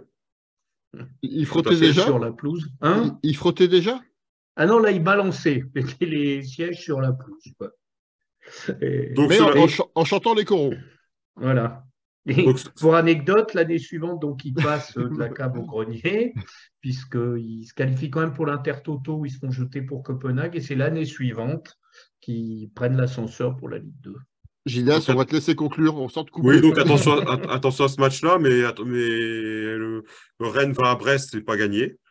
Voilà, je voulais dire la même chose. Ouais. Brest qui était presque en train de gagner à Marseille sans rien jouer. À Marseille, c'est pas gagné. Monaco qui reçoit Toulouse, c'est pas fait non plus, même si ça paraît.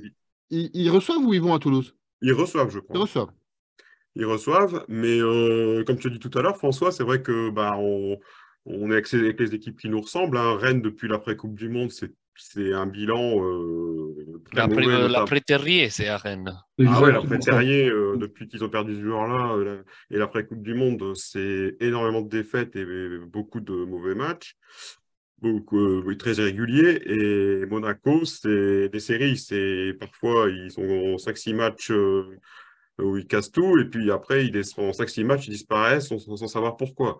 Et nous, on a perdu énormément de points. On espère qu'on va pas les payer sur le dernier match. Parce que moi, je dirais, si on perd à 3, bah, c'est le football, ça arrive, ça peut arriver. Mais moi, je dirais qu'on aura perdu la place en Coupe d'Europe, non pas contre 3, mais dans tous ces matchs où on devait prendre des points, on ne les a pas pris.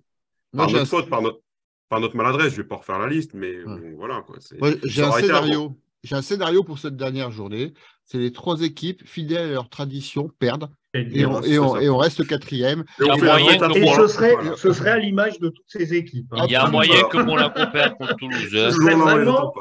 Symboliquement, je trouve que ça en dirait long sur ce groupe Eto.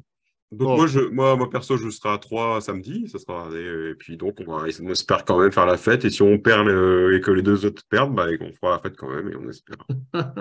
On se rappelait que Monaco, l'année dernière, ils ont fait quoi le dernier match? Parce qu'ils ont perdu la 2e place, non? Ils ont fait match nul, je pense, ou ils ont perdu? Oui, c'était pas Lyon qui avait perdu le dernier match contre Nice, un match. Je me rappelle pas. Quand Marseille arrive 2e l'année dernière, à Monaco, voilà, ils n'ont pas fait un gros match pour la dernière. Donc, franchement, il y a moyen qu'ils perdent contre Toulouse. En plus, à Toulouse, il y a la joie d'avoir gagné la Coupe de France. Ils sont tranquilles, je sais pas. Hein. Les amis, on s'en rend, on va gagner. Vous savez que je suis un des plus grands suiveurs du foot français, des autres clubs que Lille, donc je ne peux pas vous donner beaucoup d'informations là-dessus. Je pense que si tu prends Monaco depuis 10 matchs, ils ont un parcours de lanterne. C'est 0, franchement. D'ailleurs, on peut rajouter à la liste que Gildas a donnée le match nul à Monaco. On est les seuls à ne pas les avoir battus. Hein. Oui, ils avaient pris 7 buts avant, donc 4-0 contre Montpellier. Et le match à Lens, ils en prennent 3. Puis contre nous, ils ferment tout, 0 but encaissé, quoi. Bon, voilà. Ah, c'est vrai que contre nous, ils ont fait vraiment le match du bus, hein. Voilà. Alors, on va continuer notre petit tour de table. Christophe, comment tu sens ce match? Moi, je l'attends avec beaucoup de plaisir parce qu'on a quand même beaucoup d'anciens joueurs de chez nous qui sont là-bas. Ils sont pas forcément titulaires, mais c'est toujours un plaisir de les revoir. Ronny, Soumaoro, Adil, qui sera sûrement pas sur le terrain, vu, on l'a évoqué la dernière fois, ses relations avec le club et les supporters. Il sera peut-être dans la tribune des supporters lillois. Il sera dans le Cap lillois. Très bien, on l'aura peut-être vous l'aurez peut-être avec vous pour ceux qui y sont. J'ai malheureusement pas la chance de pouvoir y aller. C'est dommage, mais c'est comme ça. Donc oui, je pense qu'on est quand même suffisamment intelligent au club pour leur faire comprendre que s'il y en a un à gagner, c'est évidemment le dernier et que c'est tellement important pour le club et qu'il faudrait peut-être penser un petit peu moins soit pour les joueurs qui veulent partir, mais penser vraiment au club et aux supporters, ce serait bien. Mais vraiment, j'y crois. Et vu que le bistrot, notamment avec Gildas, avec Julien aussi, je pense, fait le déplacement. Enfin, il y a quand même beaucoup de monde. Donc, vous serez tous derrière l'équipe pour les pousser suffisamment fort et pousser Alessandro dans ses retranchements et qu'il fasse un gros match. Georges, est-ce que tu veux rajouter quelque chose sur ce tour de table? Ben, je dirais moi en conclusion que 3 ne me fait absolument pas peur. J'en dirais pas autant de Lille. Non, je pense que on peut être battu que par nous-mêmes parce que cette équipe troyenne, c'est cliniquement mort. Mais, comme disait Gildas, il y a eu d'autres matchs, on a affronté des équipes et on a réussi à se faire plus mort que les morts. Là, j'imagine quand même qu'il y aura une émulsion, il y aura la sensation de jouer à domicile. Je rappelle, on n'a plus perdu depuis le 31 août, je pense. Donc, on va dire que ce match, on va le jouer au niveau de l'ambiance. On a le 31 août, on a finalement respecté le fameux adage qui dit vaut mieux perdre une fois 7-1 que 7 fois 1-0 finalement. Ah, ça, c'est vrai. Et donc, non, moi, j'espère quand même que on va un peu déroger aux règles. C'est vrai que ça fait 4 déplacements qu'on ne gagne pas. Celui-là, c'est victoire impérative, hein. Même si on disait, on peut avoir un scénario providentiel, on peut être européen sans gagner ce match, mais bon, on va peut-être éviter ce genre de frayeur et il y a aussi l'éventualité que Rennes aille quand même gagner à Brest, même si je crois que les Brestois qui viennent de gagner à Marseille se feraient bien un plaisir d'accrocher le voisin rennais. Et puis Monaco, bah, de toute façon, j'ai l'impression qu'à Monaco, ils jouent Toulouse à la maison. J'ai pas l'impression que ce soit Monaco qui parte favori au vu de la dynamique des deux équipes. Mais non, là, clairement, j'attends une victoire, même si elle n'est pas belle, même si elle n'est pas l'image de notre saison, même si on reste sur le punto bonito, même si c'est 1-0, je pense que on a notre destin en main. Ce serait con de mettre ça en danger. Voilà, alors avant de passer à vos pronostics, je voulais vous poser une dernière question. À l'issue de ce match, on sera européen ou on ne le sera pas? Si on ne l'est pas, est-ce que pour vous, la saison sera ratée? Oui. Vous voulez dire quelque chose, Lorenzo? Moi, je dis oui, Et je ne sais pas, on est vraiment dans une position bizarre parce que ça aurait été une question un peu provocatoire que j'aurais fait. Ça aurait été mieux d'arriver à ce dernier match avec l'assurance d'être en Europe, mais peut-être en Europa League, mais au minimum sûrement en Conference League, ou c'est mieux comme ça que tu peux avoir tout ou rien. C'est un peu le truc bizarre. Mais si on n'arrive pas en Europe, c'est raté la saison, hein. C'est exactement ce que c'est exactement ce que je disais hier quand on me demandait ce que je pensais de la victoire de Rennes. Et je répondais que j'aurais préféré à la limite une victoire contre Monaco qui nous qualifiait de source sûre pour la Conference League, avec une possibilité de rester à 2 points de Monaco, d'aller chipper la place en Europa League à la dernière journée. C'est vrai que moi, j'aurais préféré, ça aurait été beaucoup plus confortable. Georges? Oui, bah, clairement, oui. Si on n'est pas européen, c'est une saison échec. Oui. Bah, je pense que c'était un des objectifs affichés. Non, je n'entrevois pas autre chose. Même aujourd'hui, au vu du contexte, la 5e place, moi, ça me laisserait la sensation d'une saison en mi-teinte. J'ai envie de dire vraiment, pour qu'elle soit réussie, aujourd'hui, c'est l'Europa League surtout. Au niveau économique. Oui, non, et puis, parce que, voilà, non, la cinquième, je ne pas la bouder. Si on la joue, j'espère qu'on la jouera à fond et je m'en satisferai, je les suivrai dans cette compétition. Mais quitte à y aller, autant jouer le plus haut possible et finir le meilleur niveau, quoi. Donc, non, moi, j'espère bien qu'on finira quatrième, ce qui marquerait pour moi une, une bonne saison, malgré tout. Quatrième, c'est pas mal. Cinquième, ouais, mais la sixième, non, place du con, c'est juste, Ouais, voilà.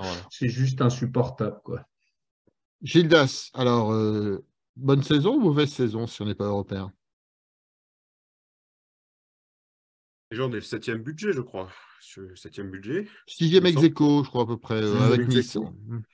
6e ex aequo, si on finit 4e, on ne pourra pas parler On peut parler, surperform- on peut parler de surperformance. de Bien sûr, ouais. surperformance par rapport à notre budget.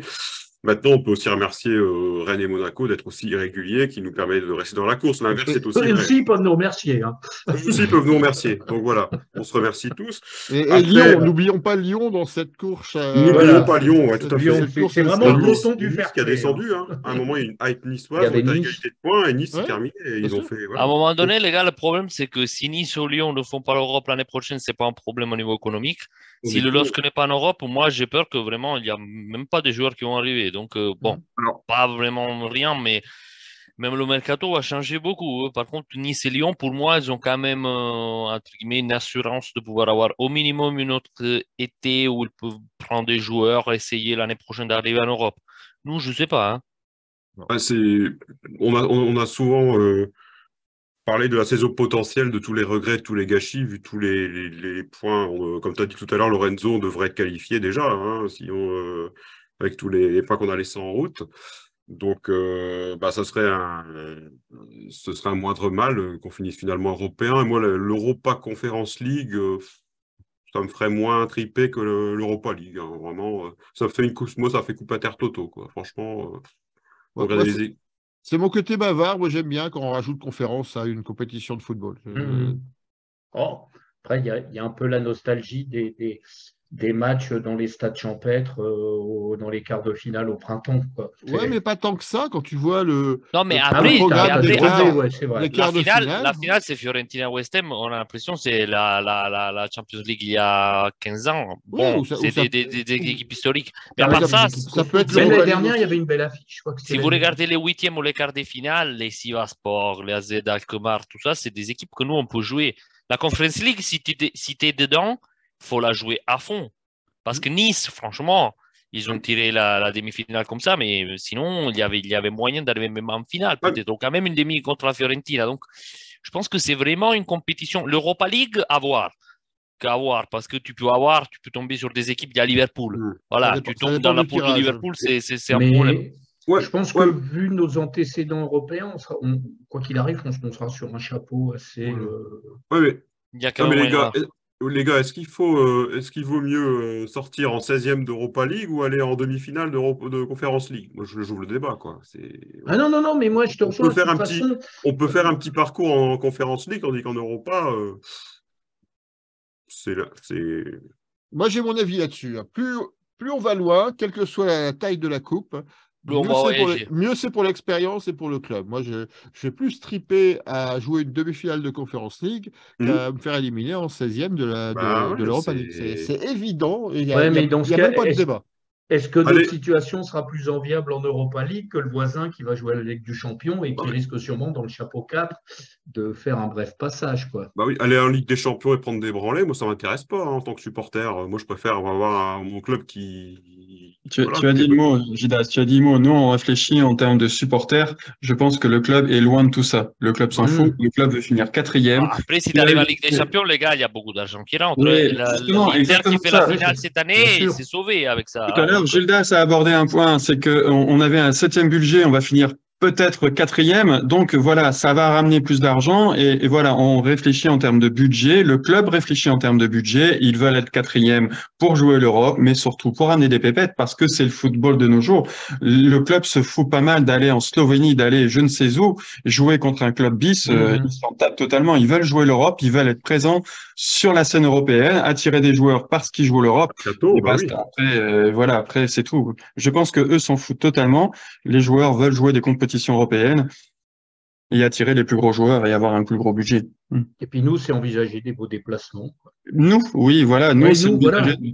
on rêve tous d'aller voir un match à Liverpool, à Naples ou je ne sais où, ou Glasgow qu'on n'a pas pu faire notamment. Enfin, on rêve tous de ces déplacements-là. On rêve tous d'avoir un beau spectacle dans un stade. Eux réfléchissent plutôt jouer le maximum de matchs européens. C'est un petit peu différent avec nous, je pense. Mais clairement, j'ai un souvenir d'Anfield, on a pris une branlée, mais qu'est-ce que c'était Mais beau, quel quoi. souvenir? Ben oui. Bien sûr, bien sûr. J'ai le même que toi avec le Bayern. On a pris une Voilà. année phénoménale et c'est sans doute une de mes plus belles soirées européennes. Donc, Non, Milan là-bas. C'est en vrai plus. que tu as souci.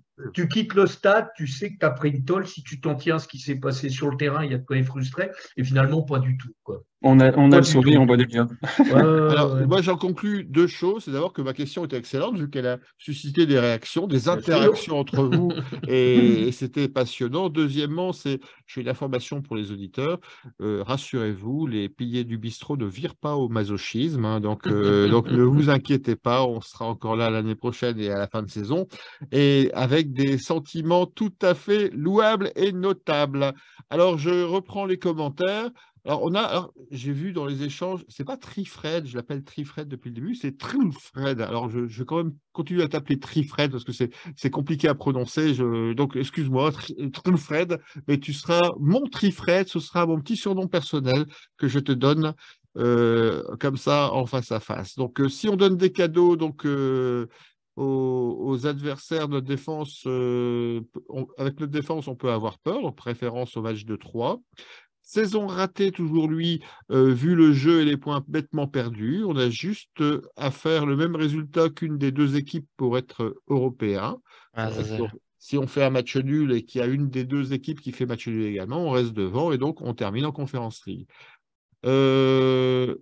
Fabien qui dit entièrement d'accord avec toi, Georges. Je ne sais absolument plus ce que tu disais, mais il est d'accord avec toi.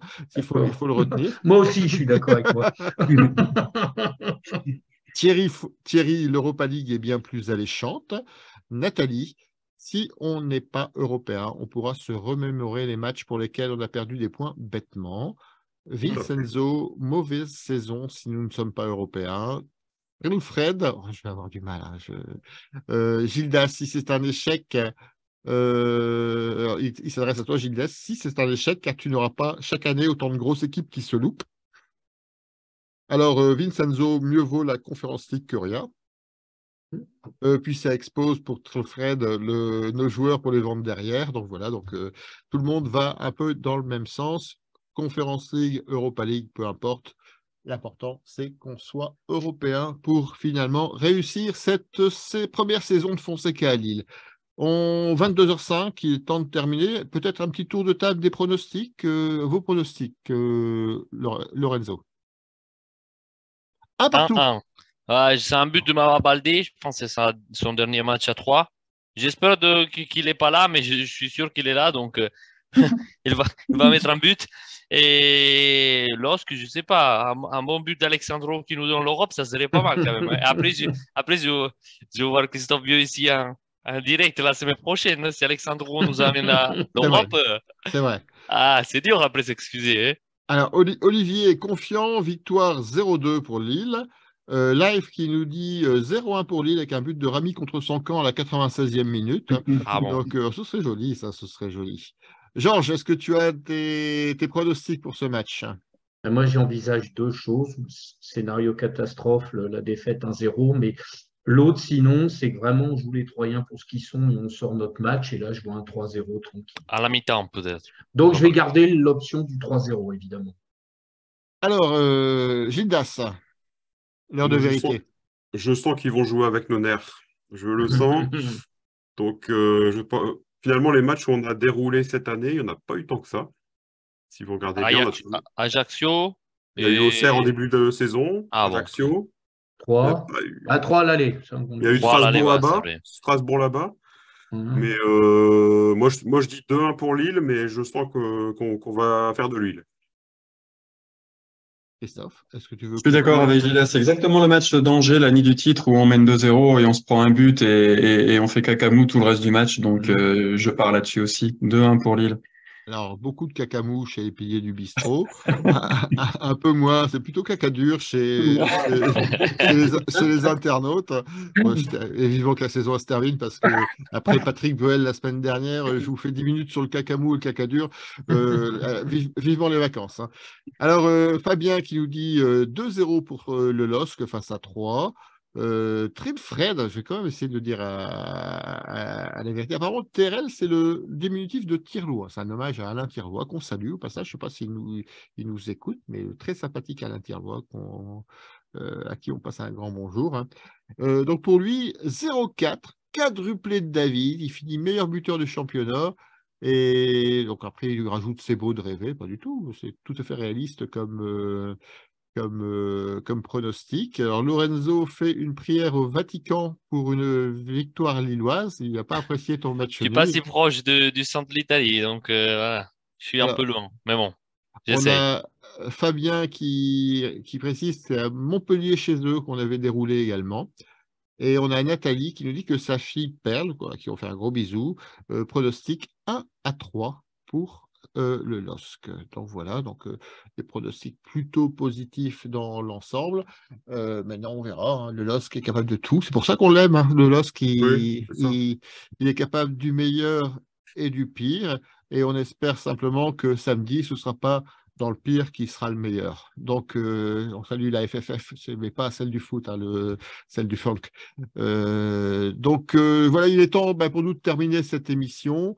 À Thierry qui nous dit 0-1, pénalty de David pour faire taire les Rennais. Donc voilà, on l'a dit aussi. Hein, Les pénaltys litigieux, là aussi. Ouais, litigieux, un vrai pénalty de merde. Ça, voire imaginaire, voilà. avec la VAR qui est en panne, tout ça. Ouais. Donc, il est temps pour nous de vous quitter. On vous rappelle que d'ici fin de saison, on aura un numéro spécial filles avec Rachel et avec Patrick et Robert qui viendront nous rejoindre pour évoquer cette magnifique saison des filles et les perspectives pour l'année prochaine sur un championnat de D1 qui va être extrêmement intéressant. La semaine prochaine, on se retrouve aussi pour finalement un débrief de ce match à 3 et un premier bilan de cette fin de championnat. Entre-temps, il y aura un autre mardi. Peut-être qu'on fera un numéro spécial bilan plus général si on trouve un ou deux invités pour venir étayer un peu notre équipe des piliers de bistrot. Ça, pour l'instant, on vous laisse planer le suspense. On est en train d'essayer de programmer ça avec nos invités potentiels. Donc voilà, je voulais remercier tous les internautes qui nous avaient regardés encore une fois cette semaine. Merci à vous, merci de votre confiance. On sait que vous êtes habitués à l'émission, donc n'hésitez pas. N'oubliez pas de liker la publication sur Facebook, mais également celle sur la page YouTube qui sera disponible à partir de demain pour le replay. Partagez, abonnez-vous, commentez, faites venir vos amis, vos frères, vos sœurs. Vous verrez ici au bistrot d'Allez LOSC, on ne frotte pas, on commente l'actualité de votre LOSC favori. Merci donc à vous les internautes. Merci aux piliers du bistrot présents ce soir. Merci Gildas qui disparaît dans la pénombre depuis tout à l'heure. Oui, tout à l'heure. On fait une Je me demi-heure dis que si je me d'émission lève pour allumer la lumière, ça va se voir. Donc, Voilà, on fait une demi-heure d'émission en plus et c'est Fantomas. Merci à toi, Gildas. Merci François, merci à tous les piliers, merci à tous, bonne soirée. Merci à Christophe pour ta participation. Merci François et allez je supporte tous les supporters qui vont faire le déplacement. Voilà, une grosse pensée pour eux. Ouais, faites gaffe, on l'a pas dit. On vous rappelle aussi que le même jour, au même moment, il y a nos voisins qui vont à Auxerre. Alors faites attention sur les stations d'autoroute, faites attention quand vous faites le déplacement. On ne sait jamais. Vous pourriez vous faire frotter par certains. Je ne sais pas, mais faites attention plus sérieusement. Regardez bien quand vous vous arrêtez à une station d'autoroute. On ne frotte pas, mais on espère se frotter les mains d'une qualification. Absolument. Mais une autre, on frottera nos mains à nous, comme ça. C'est pas comme ça. Merci donc à Jean. On termine vraiment. Moi, je termine mal ce bistrot. Il est temps que ça se termine. Je vais aller me coucher. Ouais. Merci. Merci Jean. François, merci les piliers, merci à tous. Et c'est vrai qu'au passage, bien vu la Ligue d'avoir organisé les 2 déplacements, 3 et Auxerre. J'aimerais pas bosser à la caisse d'une station-service sur les autoroutes A1 et A4 pour le samedi qui va arriver. J'espère que ça va aller, ça va aller. Il n'y a pas de raison. En tout cas, côté lillois, les supporters ont l'air d'être bien concentrés sur le match et devraient arriver assez tôt. D'ailleurs, c'est peut-être en rapport justement avec cette situation, mais le rendez-vous à 3 était fixé assez tôt dans l'après-midi pour finalement, il y aura une fan zone qui va se créer en centre-ville pour pouvoir faire venir les supporters au plus vite et au mieux dans le centre de Troyes. Nos supporters ne sont pas des andouilles. Tout à fait. Merci à Lorenzo, à toi pour ton retour. Merci les gars, un plaisir, comme d'habitude. Et voilà, la semaine prochaine pour commenter un peu ce qui s'est passé. Alors, on croise les doigts vivement pour ce samedi. match à 3, vivement samedi, effectivement. Et pour ce match capital dans la saison et dans l'histoire du LOSC, vous savez, il est temps de pousser notre cri de guerre. Je vous propose à 3 de le pousser tous ensemble. À la façon Bourraka.